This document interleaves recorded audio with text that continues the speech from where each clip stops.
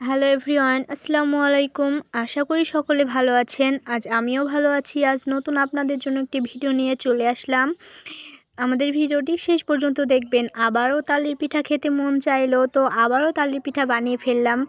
এবার একটু ইউনিকভাবে এই পিঠাটা তৈরি করা হলো, তো দেখতে হলে আমাদের সাথেই থাকুন। আমার হাজব্যান্ডের তালের পিঠা খেতে খুবই ভালো লাগে, তার জন্য তো এর আগে আমাদের 2বার খাওয়া হয়েছে, একটা আপনাদের সাথে শেয়ার করা হয়েছে। আবার এই তো তালের পিঠা তৈরি করা হলো, অনেক দিন হলোই খাওয়া, তো আবার মন চাইলো যে খাই, তো কি আর করার, বানিয়ে দিতে হবে। আমাদের তালগুলো কাঁচা ছিল, তার জন্য আমি জাল দিয়ে নিচ্ছি।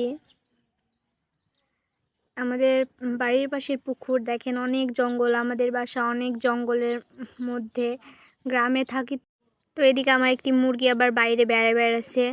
তো যাই হোক, পিঠার প্রসঙ্গে আসি। পিঠার জন্য আমি তালগুলো জাল দিয়ে নিলাম। এই পিঠাতে আমরা নারকেল, কিশমিশ, তারপর কাজু, তারপর বাদাম, তিল, কালিজিরা এগুলো ব্যবহার করে থাকি। এগুলো দিলে পিঠাটা আরও সুস্বাদু হয়।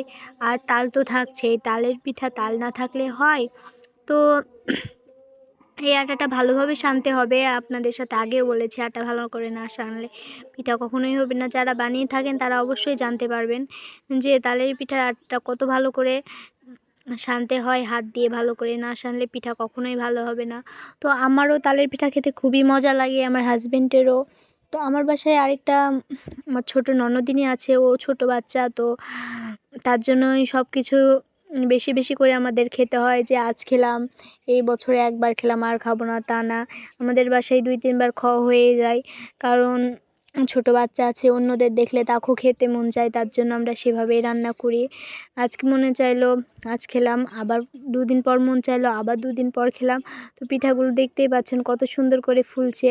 পিঠাগুলো করা আমাকে দেখতে খুবই ভালো লাগে। অল্প অল্প করে হাত দিয়ে পেঁচিয়ে দিয়ে, যাকে বলে বক পিঠা, বগের মতন গলাটা পেঁচিয়ে যাকে বলে বক পিঠা। তো পিঠাটা খুবই সুস্বাদু খেতে। যারা খান তারা অবশ্যই জানবেন যে পিঠাটা কেমন খেতে, আর যারা কখনো খান না একবার ট্রাই করে দেখবেন। তো না খেলে আমার কিছু বলার নাই, মানে অসাধারণ পিঠাটা।